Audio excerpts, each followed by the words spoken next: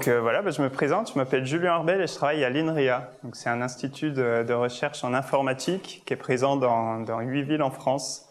Et on y fait de la recherche en informatique, mais pas que. Parce que moi, je suis statisticien et donc on a aussi des équipes, ça fonctionne par équipe. On fait aussi des recherches en stats, en maths, etc. Donc voilà, vous pouvez lire l'intitulé de mon exposé, c'est les mathématiques de l'intelligence artificielle. Donc je voulais commencer par une question qui n'a jamais entendu parler d'intelligence artificielle. Ok, super. Deuxième question, qu'est-ce que l'intelligence artificielle? Grande question. J'ai une petite définition pour vous. Donc on peut dire que l'intelligence artificielle, ça revient essentiellement à définir des techniques qui simulent des traits de l'intelligence humaine. Qu'est-ce qu'on entend par là? Du coup, ça englobe beaucoup de choses, cette définition. Mais les algorithmes qui sont développés par des statisticiens ou des gens qui travaillent sur des données en règle générale sont utilisés dans beaucoup de choses, comme on peut le voir dans les médias. Mais par exemple, quelque chose qui a vraiment frappé la communauté dans la recherche, mais aussi la société en règle peut-être plus générale, c'est que maintenant les algorithmes réussissent à battre les algorithmes d'intelligence artificielle, ont réussi à battre les meilleurs joueurs de Go. Et ça, c'est quelque chose que pendant pas mal d'années, on pensait impossible à réaliser, parce que le Go est un jeu beaucoup plus compliqué à coder et à faire jouer qu'un jeu d'échecs, par exemple. Et ça, c'est relativement récent. Mais de tels algorithmes peuvent aussi vous proposer faire des propositions, ce qu'on appelle des algorithmes de recommandation, vous recommander des chansons par rapport à ce que vous écoutez de manière générale, ou recommander des films, ou faire des choses comme ça. Et puis, du coup, des traits d'intelligence humaine, éventuellement, on peut dire qu'on fait tout ce qui a trait à l'art en règle plus générale. Il se trouve qu'avec des algorithmes d'intelligence artificielle, des gens de l'INRIA Grenoble, on se sont amusés à aller prendre une image et puis, comme vous pouvez le voir, la changer et aller représenter l'image comme si elle avait été peinte par tel ou tel peintre. Donc tout ça, voilà, c'est des choses assez variées que les algorithmes aujourd'hui font. Et donc moi, dans les quelques minutes de mon exposé, je voulais aller un petit peu plus dans comment ça marche. Parce qu'on entend parler beaucoup, mais je ne sais pas si vous avez une petite idée de qu'est-ce qui est utilisé comme méthode. Pas forcément. Hein. Ok. Alors, bon. Donc, ce qui a fait renaître un petit peu certains algorithmes en intelligence artificielle. Donc, on parle d'intelligence artificielle depuis super longtemps. Peut-être depuis, je ne saurais pas dire depuis quand, mais depuis longtemps. Et les premiers algorithmes qu'on vu le jour sous la forme de ce qu'on appelle des réseaux de neurones, ça doit dater des années 50.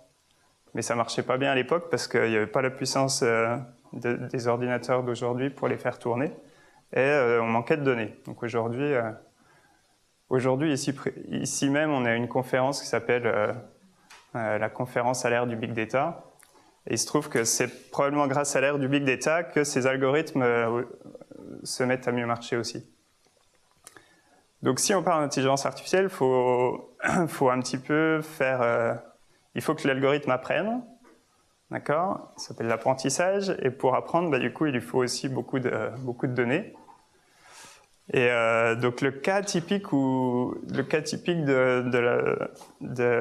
modèles d'intelligence artificielle qu'on appelle les réseaux de neurones, ça marche surtout très bien sur des images. Et ça sait faire de la pas la reconnaissance d'images, ça sait faire de la classification d'images. C'est-à-dire un algorithme comme ça marche un peu comme une machine, comme un moteur auquel on donne à manger, pas de l'essence, mais une image, et puis il reconnaît qu'est-ce qu'il y a dans l'image.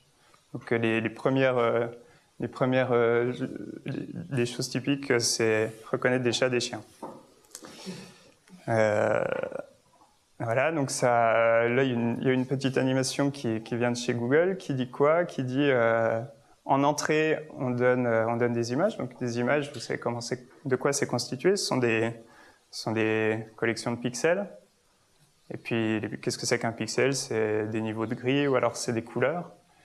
Donc voilà, c'est encodé comme ça. Donc c'est un ensemble ce sont des données qu'on a, qui rentrent dans une machine. Et à la sortie, ce qu'on voit, c'est que ça output. Mon exposé, il est en français, mais il y a un peu d'anglais dedans. C'est la sortie. Ça dit chat ou chien. En fait, ça dit avec une certaine probabilité chat, et du coup avec l'autre probabilité chien, quoi. Ok? Bon, j'ai pas dit encore comment ça marchait. Donc c'est ma slide d'après. Donc j'ai dit ce sont des réseaux de neurones. Donc là c'est dessiné moins joliment que la slide d'avant. Hop. Ici tous les petits points et tous les jolis traits bleus qui se propagent. Et l'ensemble des couches successives, bah, c'est ce qu'on retrouve ici avec d'autres couleurs. Les petits points sont les gros ronds jaunes. Il y en a juste un peu moins. Les flèches noires, ça signifie ce qu'on avait en bleu tout à l'heure. Et ça marche essentiellement pareil. Donc il s'agit d'une machine à laquelle on donne en entrée, en anglais, un input. Donc souvent l'entrée c'est noté X. Et puis en sortie un certain Y. Okay? Et il y a toutes ces flèches qui signifient des combinaisons un peu barbares.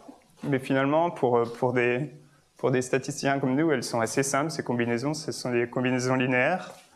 Donc on prend une couche ici, et puis comment on la propage? On la propage en multipliant chacun des points de la couche par un poids, chacun a son poids. Et puis vous voyez par exemple, j'aurais pu prendre un pointeur, hop, le point là-haut, ça s'appelle donc un neurone. Le neurone du haut ici, c'est la combinaison de ces trois neurones-là, qui sont en fait les neurones de l'entrée, mais bref.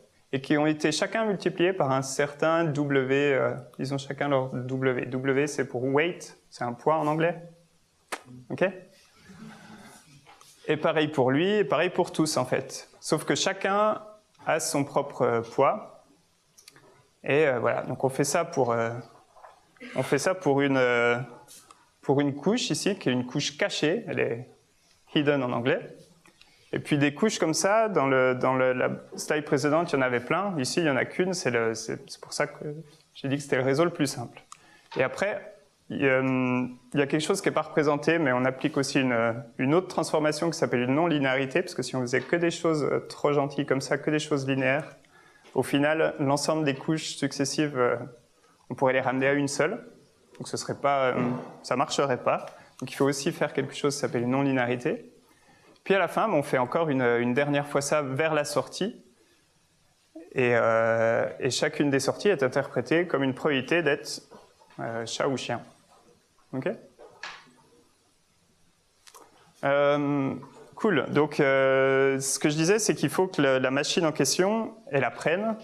Donc, il y a tout un travail qui ressemble à un travail d'ingénierie qui va dire qu'est-ce que c'est que quelle est la bonne manière de tourner les vis, les écrous? Donc les vis, les écrous, c'est ces paramètres du modèle, les W. Comment on peut trouver les meilleurs W pour que ça marche bien dans la vraie vie? Et donc voilà, il faut aller chercher les bons W. Donc comment on peut faire ça d'après vous? Il faut se baser, il faut apprendre sur une base de données. Donc une base de données, ça va être tout plein d'images de chats et de chiens, où on sait que ce sont des chats et des chiens. Et en fonction de ça, aller chercher les W qui font que ça marche le mieux possible sur cette base qu'on appelle une base d'apprentissage. Et après, on veut que ça généralise bien sur des images inconnues. Okay? Donc on peut écrire ça comme ça. Il y a un peu trop de trucs. Je voudrais vous parler juste de la partie ici. Ici, c'est la sortie, vous voyez. C'est la sortie. Ouais, j'ai quand même une équation ou deux. Non, mais on veut savoir si ça marche bien ou pas. Donc, on va comparer ce que dit le modèle, ce que prédit le modèle avec le vrai label. Donc, est-ce qu'il prédit chat quand c'est un chat ou est-ce qu'il prédit chien? S'il prédit chien, il se trompe. Donc, ça fait une pénalité dans le truc. Et on veut se tromper le moins possible. Donc, on va chercher le meilleur W qui va faire qu'on a un coût le plus bas possible. Et comment on résout quelque chose comme ça? Donc ça s'appelle un problème où on cherche à résoudre ce problème et trouver le plus petit argument qui minimise les erreurs. Et faut imaginer la partie à droite là-bas. L, c'est l'erreur qu'on fait. Donc c'est une fonction de W, c'est une fonction des poids, de tous ces paramètres du modèle. Et souvent, ce sont des fonctions, si les poids sont vraiment très très loin, s'ils sont très mauvais, on fait des erreurs très grandes. Donc, on peut avoir en tête que ça ressemble à une fonction un petit peu convexe, comme une parabole. Et donc, on veut aller chercher, c'est assez faux ce que je dis, mais on peut avoir cette image-là. On veut aller chercher le W qui fait que c'est minimal. Et donc, une approche utilisée, c'est de calculer des gradients, des dérivés.